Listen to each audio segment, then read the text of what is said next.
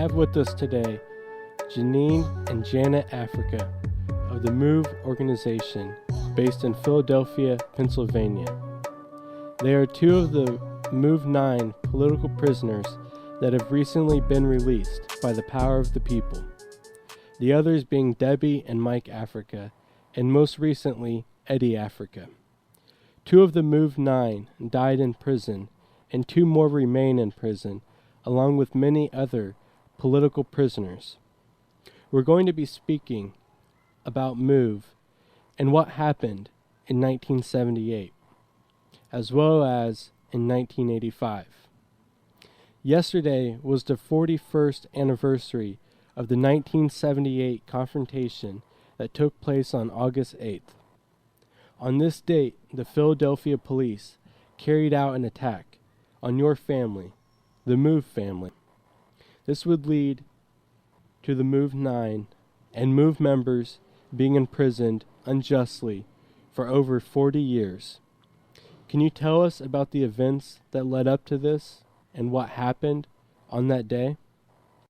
Well, what led up to the confrontation in 1978 was the constant beatings, unjust jailings of MOVE people because we were demonstrating against the exploitation of animals in the zoos, in the circuses, puppy palaces. And we were demonstrating against politicians who took those positions in office claiming to help the people in the community, but they were not doing their job. They was just collecting money. So MOVE, we would demonstrate constantly, and when we would demonstrate, the politicians would get angry at us for telling the truth and exposing them. So they would call the police and have the police come out and attack us while we were having peaceful demonstrations. And these police would jump on MOVE men and women, beat us brutally, arrest us, and charge us with assault. And this continued on and on and on. And then that made MOVE start demonstrating against police brutality, not only against us, but against the different people in the community, because the police precincts in West Philadelphia had a history, a reputation for being vicious and brutal to the Black community.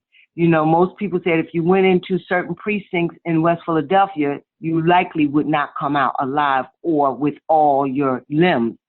So we was demonstrating against all of these different facets, and we were getting arrested because they wanted to shut us up and stop us from telling the truth. And we wouldn't stop. And because we wouldn't stop, the beatings escalated, and we were having our pregnant women beat, and our women holding babies were beat, which led to the death of my baby, Life Africa. He was only 3 weeks old, March 16, 1976. And it led to the beating of our sister Rhonda Africa. She was 8 months pregnant. They slammed her belly first into the benches in the holding cell at City Hall. A few days later, her baby was born, and he had bruises covering his body, and he died a few days after that. It led to the vicious beating of our sisters Janet, Lee Sing, and Alberta Africa, where they were held down while female police officers repeatedly kicked them in the vagina until they miscarried. This is the kind of thing that was happening to MOVE because we was telling the truth and wouldn't stop. So finally, we went to different congressmen. We went to different religious groups. We went through the proper chain that this system tells you to go to when you have a complaint. And no one would do anything about the beating, about the deaths of our babies. So at one point, we had a supporter, a sympathizer, who was working in the Philadelphia Police Department in City Hall. And they called and they told us that the police were planning to come out and attack our home.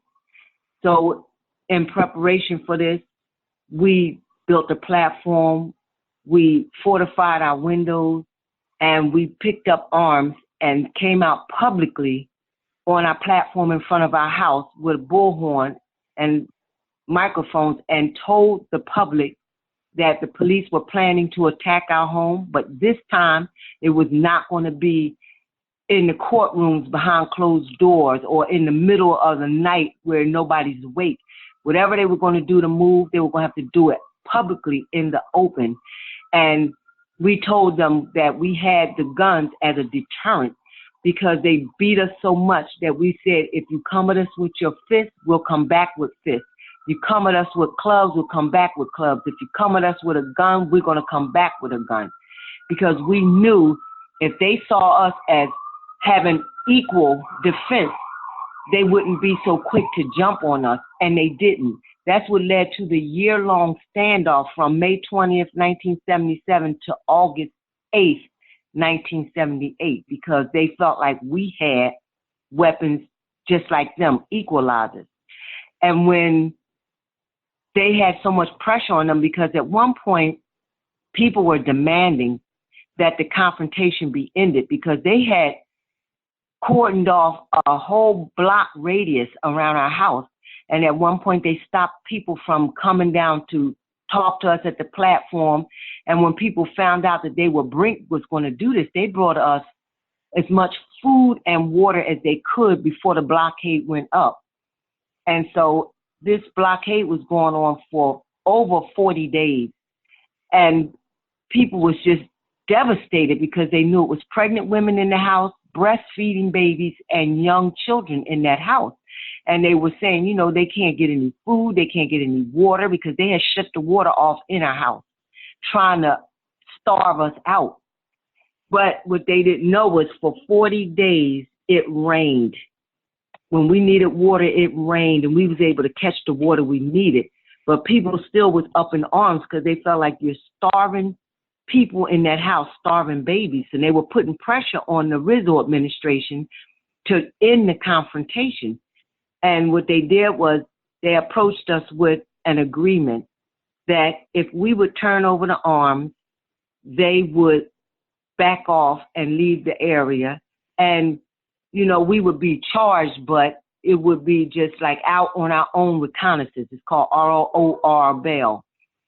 And we knew that they weren't sincere. We knew that they weren't going to uphold their end of the agreement. But we also knew people would not understand if we did not take the agreement. They would have felt like we didn't want a peaceful solution to this. So we took the agreement, and the demands of the agreement was to have the cops search our house, hand over the weapons, and our end of the agreement was to let our sisters and brothers out who were unjustly imprisoned at that time, and for all the police to leave the area and to move alone. And they said, okay, but they're also put in there that they didn't want move to come to court anymore, as long as we would stay out of the court and most of the members move out of the house within 90 days. And we said, okay, but we were keeping the house, and there would always be some MOVE members there. We would leave the house, our headquarters, open as a school. The city agreed to this. So they came in and they searched our house. And when we saw that they had released our family from prison, which people don't understand the monumental meaning behind this, you know, we demanded our political prisoners to be freed, and the Rizzo administration complied to that. And that has never happened in this country ever. And people need to know the significance of that. They let our brothers and sisters out of prison. So we handed over the weapons when we saw that our family was safe. They came in, searched the house, didn't find any weapons. And then as we handed in the weapons, they realized all of the weapons we had was inoperable, because MOVE's intention was never to harm anybody. We just wanted them to see those guns and use them as a deterrent to keep that violence off of us. So once they realized all of this, then they started reneging on their part of the agreement. They said everybody had to be out of the house within 90 days. And we said, no, that's not part of the agreement. So what they did was, because we refused to move out the house, they put warrants on us saying that we were violating the conditions of the agreement. And on August 8th, they came out at 3 a.m. with over 500 police and firemen and attacked us like it was a war. There was bullets flying everywhere, cops surrounding the house, all on all the rooftops, all on the sidewalk, and they busted it in our windows, tore down our platform. They was literally tearing the house down on top of us. Cops was inside the house, cut a hole in the floor atop of us because we were all in the basement. So cops were shooting from every direction at us, even though they could hear the women and children crying and screaming inside of there. They turned on a deluge gun that they had on the truck that was so powerful, it was throwing the railroad ties that was part of our fence. They were 6-foot long railroad ties. It was picking them up and throwing them back in the house like toothpicks. They tried to drown us. They flooded the house with so much water. They kept looking in and seeing how high the water was. And when they felt like it wasn't high enough, they kept pouring in more and more and more, where we had to put the children on our laps, on our backs, hold them in our arms. You know, we had MOVE members in there that were only 5 feet tall, trying to hold up babies and children on their laps so that they wouldn't drown. And then when that didn't work, they started shooting bullets everywhere. We could see the bullets sparking off the walls as they hit the walls all around us. And then when that didn't work, to draw us out, they threw in explosives and smoke bombs. And when they did that, it was like we couldn't breathe. We couldn't see, we couldn't hear, we couldn't breathe. And we finally heard some of the men holler for the women and kids to come out the house. So we started coming out the house and carrying babies and children with us. And when we got outside, of course, the police snatched the babies out of our arms and roughed up the women and handcuffed us and beat all the men as they came out the house. And everybody know what happened when Delbert came out last. They tried to kill him. They tried to beat him to death with rifle butts, helmets, kicking him. And we were arrested and charged with first-degree murder, saying that we killed the cop. And we didn't realize this until we went to our arraignment. We found out then that a cop was killed, which amazed us because we're like, how did they say we shot a cop? How did we shoot a cop? You know, and we were charged with first-degree murder and a whole bunch of other attempted murders. And we went through 3 years of preliminary hearings and the trial, and finally we were sentenced to 30 to 100 years each by a judge who admitted later on public radio that he don't know who shot the cop. But he sent 9 people to jail for the death of one cop who was shot one time by one gun. And when this happened, you know, we appealed all our decisions for years and years. After 7 years, our family who was still out on the street said that they were not leaving us in jail. So they started demonstrating, meeting with different officials, and telling the neighbors in the area of Osage, they told them that our family has had all our appeals denied and that they were not leaving us in prison. And could they understand that? And the neighbors said they could too. They would want their family to fight for them and not leave them in jail. So they explained to the neighbors that they were going to be on the bullhorn and it would be every day. And they just told our family, they understand, do what you got to do to bring your family home. Meantime, they met with Wilson Good, who was city manager director at the time, and he told our family that he knew we were railroaded, and if he became mayor, he was going to make sure that something was done about our case. So after all of this and the protesting from our family, Wilson Good became mayor, and what he did when they asked him, went to him and said, okay, now that you're mayor, what are you going to do about the Move 9?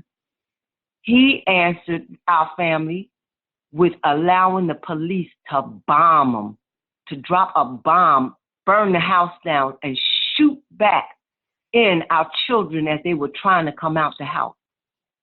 That's what led up to 1985. That's what happened. And then killing everybody except Ramona and Bertie Africa. They tried to act like they did, that the cops saved their lives, but it wasn't that. They just got out because their intention was to shoot everybody back in the house and let that building burn. And that's exactly what they did. And then, you know, they had these hearings, and at the hearings, the police said everything that they did, and the people holding the hearing ruled that it was excessive force, that the police were liable of wrongful death, and that they were guilty of wrongful death. But not one cop, not one official spent a day in jail with them admitting that they shot those children back in the house, admitting that they made an illegal bomb and dropped it, admitting that they gave the orders to the fire department not to put the fire out. But they didn't spend one day in jail, having no remorse, no apology, nothing. And we spent 41 years in jail, haven't done nothing. Nobody proved that we shot that cop, innocent of shooting that cop. And they held us in jail for 41 years saying we didn't show no remorse when nobody saw us do anything. And that's where we are today, because people did not stop. Our family stuck by us for 41 years, fighting every day, gathering support from around the world, from all over the country. And that pressure is the reason why we are out of prison today. The true history of the United States. And that bombing in 1985, over 60 homes were burnt to the ground by the fire department refusing to put out the fire under their order. And 11 MOVE members were killed. 5 of those were children. Now, you were in prison at this time. How did you find out about the bombing and the conditions of the prisons that you were kept in during this time? Were you allowed to grieve, or what happened during that time for you? At the time of the bombing, me and my sisters were isolated in RHU, restriction housing unit, and there was no way for us to get information or find out what happened. So some women were up around the housing unit area, and they were mowing grass, and we just kept hearing them talking about that was something what they did when they dropped that bomb, ain't it? So, you know, we were trying to put pieces together, but we couldn't hook it up. So days later, some supporters and friends of ours, they wrote themselves into the restricting unit to come up and tell us what happened, and they brought articles with them. This is the way we found out about them telling us that they saw it on TV and read it in articles, and they had brought us up articles. When we read it, we were devastated. I mean, we are still devastated behind what happened. But because of our strength and our belief, John Africa's teaching, we all clung together because the area they had us in were cells, but they had bars on them, so we could like talk to each other, you know, from a distance, but hear each other. And, you know, we were just grieving real bad to know that your family has died because of this system dropping a bomb and murdering innocent people. And the thing was, this is the way that we found out from the administration in there. They sent officers to each one of our doors. I had a daughter in that house. My sister had a son in that house. They came to our doors and they said, "Your daughter is dead," and walked away. They said to my other sister, "Your son is dead," and just walked away, didn't give us any information about anything. Now, this was before the women came up. So, you know, we're sitting here all anxiety ridden because of what happened. And then when we finally found out, the death of our family fell against our heart, like a ton of bricks. I mean, there was no way that we could really relate to what was happening. It's like our hands were tied. And as a family, as our belief, we got together and we started talking our beliefs, letting each other know that despite what happens, because of the commitment that we made to this struggle, we will not give up. We will not give in. We will not allow anything that they do to us to break us from the work that we committed ourselves to do. But I mean, it was something that we had to dig to the bottom of the well to bring ourselves up and do that after finding out what happened. And we did do that. We did it together. We did it as a family. We did it as our religion. But that was one of the hardest things that we had to do in prison.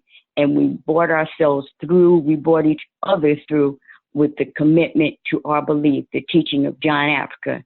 And from then on, the prison got another impression of us than they thought they had, because what they did not break us. It made us even madder than we already were for being put in jail illegally, unjustly. It made us more determined to want to fight. We will not allow our family members, our animals that were murdered that day, to go in vain. And that is why MOVE has continued and will continue to work and explain to people why the system, why this government treats us like they do. You know, they try to make up lies about MOVE being dirty and crazy. MOVE is not dirty. MOVE is not crazy. Our position was to stand up against a corrupt, distorted, imbalanced system and expose the system, expose the legal system for what it is so everybody could see what it is. And for doing that, for being strong, for standing up and exposing them, this is what they did to us, not because of none of those other lies that this government made up, that the news media put up. They wanted to stop us. They wanted to shut us up. They didn't want people to listen, but they made a big mistake, because what they did brought people to MOVE's side. People, I mean, look, even if what they were saying about MOVE being crazy and MOVE being dirty was true, which it's not, that still does not justify bombing and murdering people. You know, so they can't. This is why we want people to understand that it wasn't that. I mean, how many dirty people do you see walking around? How many so-called crazy people do you see walking the streets every day? They don't bomb them. They don't jail them. They don't murder their family, because the message of John Africa, the direction of MOVE, is what caused them to come at us and try to shut us down. When we went to court, 9 of us got sentenced 30 to 100 years. But I want you to understand, there was 12 people in that house that day. There was 3 other people in that house, 3 women that were supporters. When we all went to court, all 9 of 9 MOVE members said we were committed MOVE members. The other 3 said they were supporters of MOVE. They were let go because they did not say that they were committed members of MOVE, committed to John Africa. So they got let out of jail. Meanwhile, like Janine was saying to you, we were sentenced 30 to 100 years for the death of 1 cop. And the judge said everybody in that basement was equally guilty. Like 9 of us could put our hand on a trigger and pull it, which everybody knows is ridiculous. That cop got shot in the back of the head and the bullet traveled downward, and we were in our basement, making it impossible for MOVE to have shot that cop. But the point is that they put us in jail because we were committed MOVE members. If that statement he made about everybody being guilty, then how come all 12 of us wasn't in jail? How come it was just 9? So people should know that we wasn't in jail for committing no crime. We was in jail because we said that we was committed MOVE members, committed to John Africa. Because if it was the case, like I said, why were we held and the other 3 who just said they were supporters was let go? You know, people, we want everyone to understand what is happening here and what will happen when you decide to stand up against this system. You know, we're not telling everybody that they have to take a position or stand like MOVE did. We are just trying to tell people, don't be a slave to a system that will do something like they did to people when you speak up and tell the truth about this system. You know, wake up, realize what this government, what this system is putting in people's heads. Don't be a slave to it. Don't give into it. Realize, learn the history, learn what's happening, understand why this government, why these courts handle things the way that they do. You know, they want to condemn MOVE, but every war existing was sanctioned by this government. Every bit of pollution that was put in this air, put in the water, put in the soil, you know, it has to go through court, and it's sanctioned by this government. You know, every complaint that people have about this system was sanctioned and endorsed by the court. Not MOVE people, but the court. And people have to understand this when they complain about any problem existing, the water problem, which is a real big problem now. It's this government that sanctions it. It's this government that sanctions every wrong that you see going on. But people overlook that and focus on the position that MOVE took to stand against the government. Some people were saying, well, what do they expect? They deserve what they got because look how they were talking about the system.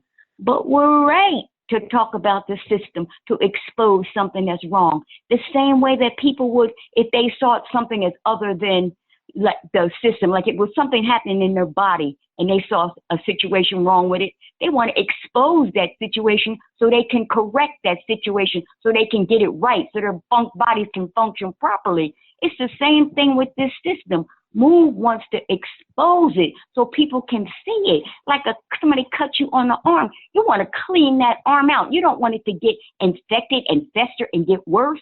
We want to clean the system out, but we want people to understand and learn what they have to do to take the steps to help us clean it out, not to believe in this legal system. I want to make one point here. You know, what Janet was saying, how people criticized us because we were exposing this government and their officials. But in 1776, when the people that came over here to this country protested and resisted the English government, they were seen as heroes because they fought for freedom of religion, freedom to live like they wanted to live, freedom of taxation, and everybody to this day in the schools applaud them as heroes. And once they did that, they actually went to war against England. England was the established government in that time of even the people over here. And they went against them. They fought them with guns. It was a bloody battle that lasted for years. But they are taught in schools, taught to us to be seen as heroes. And they made up that constitution after that war because they wanted to protect themselves from ever being persecuted like that again. And they state in their own constitution that if you see a government becoming corrupt, you as a people are obligated to tear down that government. Now, when it comes to MOVE, to this day and age, because we are confronting this government, all of a sudden, we don't stand for anything. We're criminal. We're dirty radicals, and we deserve to be beat and jailed and killed. So people have to look at that. You teach on one hand, because people took up arms for this government, you're seen as a hero, as having a cause. But now when people that's not in the Army or Navy take a position against this government for their rights, for freedom, we're seen as having no cause at all. And we're treated like criminals. So people need to look at that. Look at your history and see what's happening here. How were those people back then seen as heroes, and the people today who are complaining are seen as criminals? I'm very thankful that the two of you were able to come on and talk to us about the MOVE organization, the history of MOVE, and the continuing history and legacy and inspiration of the MOVE family and the teachings of John Africa. So I have about 5 minutes left I just wanted to see if there was any last closing thoughts that you wanted to give. Well, first of all, we just want to thank everybody, no matter what they did, that tried to do what they could to help our family fight for our release from prison. And the list is just so long. Like I said, it's from all over the country, from all over the world. And we appreciate everything everyone did, even if it was just to write a letter on our behalf or make a phone call. We appreciate it, and we want to thank everybody because it was the unity of people, that power of people that people don't even realize they have, that was such a mighty force that it broke down them barriers and got us released, because when they didn't kill us August 8th, they told us we would stay in jail for 100 years. But because of the will of the people, we're out sitting here today talking to y'all on the radio. And we say, long live John Africa, long live the power of the people. And we want to say to free all political prisoners, free people behind those bars that are illegally kept in there. You know, as a matter of fact, damn the prisons. Because those prisons are not for correction, they're for punishment. They're built to hurt people, coerce people into doing what they want them to do. And people, keep up your support about Mumia, because he needs our support to get out of there. And keep your eye on things, because you saw how they beat Delbert. We want people to stay alert, because we don't want them to feel like they can let all of the Move 9 out except Delbert, because that is the kind of thing that they do. They target him. And you saw that he was the only male that was beat that violently. And that's how they do him. And we want people to just keep their eyes open, don't relax, because we don't assume anything. Delbert's supposed to get out in September for parole. We're waiting to see what happens. And, you know, we're out with our family, but we cannot celebrate until our whole family is out of prison. We want everybody to know we appreciate all the work that they've done, and keep it up. Keep working for people that are in debt and are in prison unjustly. And America does have political prisoners, despite what they keep trying to tell people. That's exactly right. And that's something that we're going to keep following, and we hope that all of our viewers will keep following and keep fighting for the release of all political prisoners and tear this system down. Thank you so much for coming on and talking to us. Thank you. On the move. Long live John Africa. We want to bring to our viewers an update on the condition of Delbert Africa of the Move 9. Delbert, who was the Move member that was dragged by his hair and viciously beaten by the police, is now facing a serious health crisis. Here is an update from the Move organization regarding the situation. The Move organization would like to update people on what is going on right now as it relates to Delbert Africa. We received word from an anonymous source that Delbert is in fact urinating blood. His bladder is impacted and compromised, and colon is starting to show wear and tear from the pressure and overworked kidneys. Fluid is still being drained, but not rapidly enough. He is awake, conscious, and talking, but weak.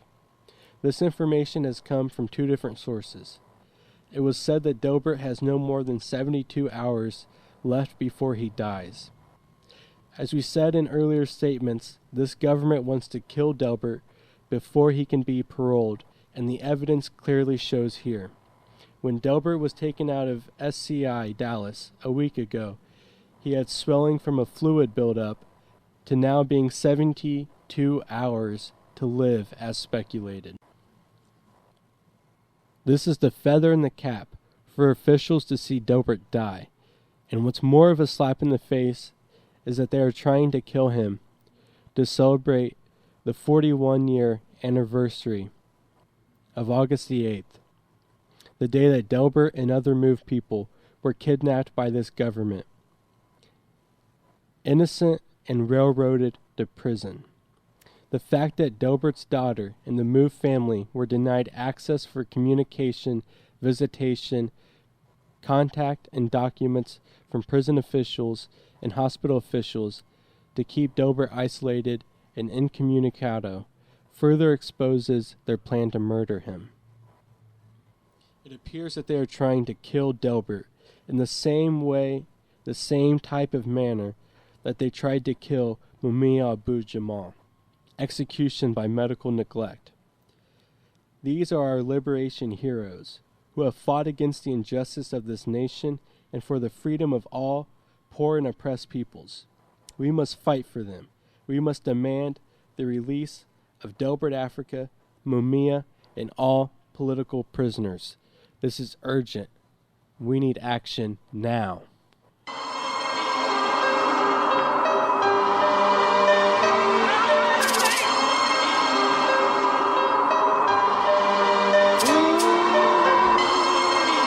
What he said was so clear, so true, that I had to stop everything and concentrate on his message.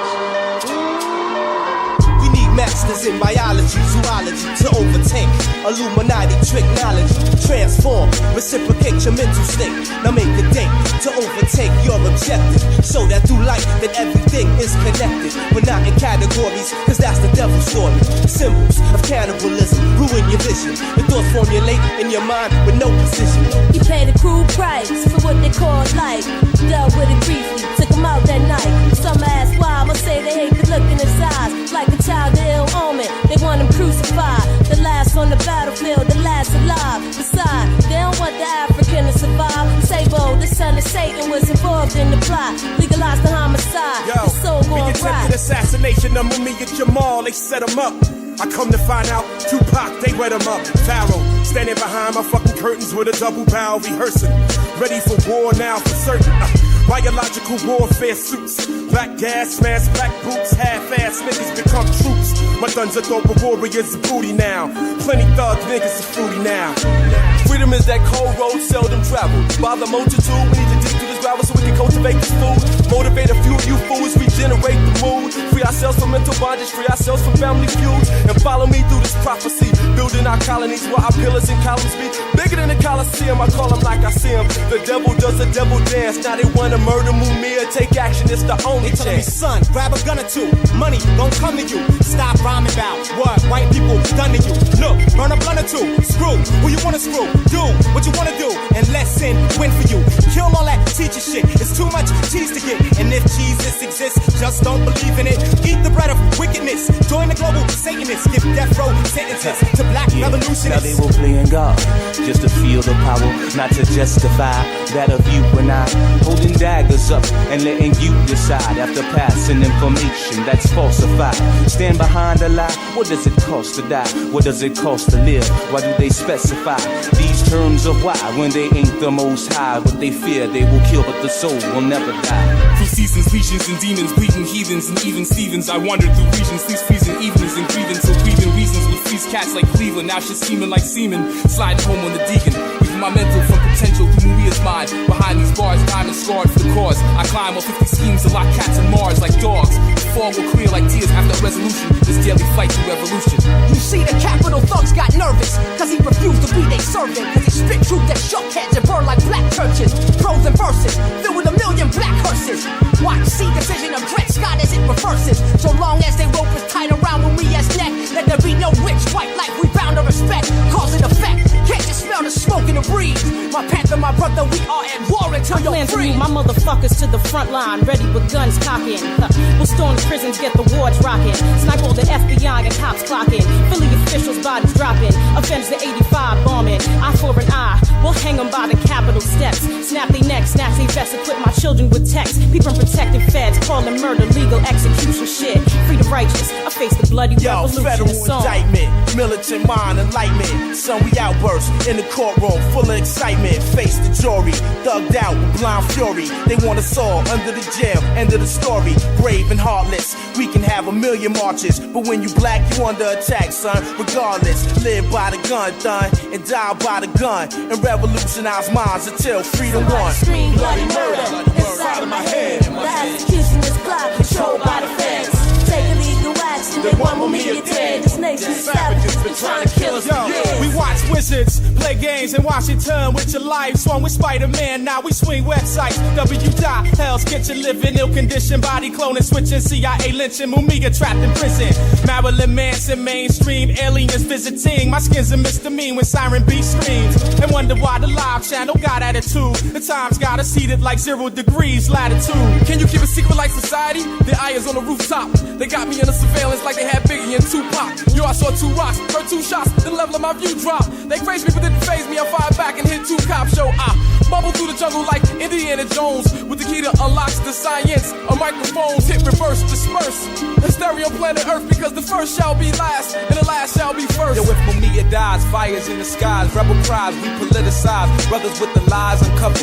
Look for me in the whirlwind, dare to struggle, dare to win. Long live the Panthers, comrades with answers. Freeing all political prisoners of war, freeing the poor, open the door, keep your hands off our side and stop the ism, schism, prison economy that we live in. Impeach the president, keep on fighting till they give in. I say fuck the police, cause they've been killing us for years. This ain't no free country, niggas get murdered for their ideas. Free Mumia means all Africans let go, cause just living in the ghetto put you on death row. You don't know? You seen how they try to do a sauna to some real niggas organize themselves and win and got a lot of crackers verbalize if Mumia dies. Fire in the skies, but only time will tell the truth from the lies. You keep the illusion, cause I see my people's losing the overall battle to keep Republic rats from choosing. After all, I feel the bruising of the Constitution when my back's against the wall, manifesting in their destiny. Shit, they just tested me. Mumia spirit blessing me. No alibi, I know allies, not their ally. I believe I can fly, but that type of freedom is a lie. So fuck the government, CIA and FBI. In the holy month of Ramadan, doing Jawa degrees. Within the means of God's speed, feel the supreme penalties. Black non-fiction remains a weapon of choice. Reject the illusion of justice, and why is the black voice? The passion behind the veil, the flesh behind the bars, the spirit in front of the force. Who's deaf and who's cause? Break the black man down in front of black famine all. Guilty as you all, free Mumia, boot you more. Shaitan will destroy anything for the right price. In the physical world, one man cannot die twice. To the spiritual world, your soul cannot fly twice. Yet could this be the second time they crucify Christ? Ask Ed Asner, the actor, after they execute him, there will be a peasant uprising like the French Revolution. In conclusion, if you detect evil, free the voice of the voiceless, defender of oppressed. They want us knocked, locked down, boxed up in the ground. It's wartime now, from how to suffer and sound. We deep in the realm, the planet petrified, overwhelmed. We all stars, living life out on surveillance film. New world law enforced, mind rape, cerebral holocaust, no escape. Fire for burn, the execution date shatter. We on the front lines prepared. I want Mumia out the cage, the time for action is here. This is a PSA to the PSC and the PPD. Mumia Abu Jamal must be set free. How would y'all like it if we took it to the streets in a discreet fashion, still smashing? Underground arsenal of lyricists, live from death row. We want the voice of the voiceless, fully clothed and ready to go. And if not, you will witness the largest uprising you've ever seen before. April 24, 1954.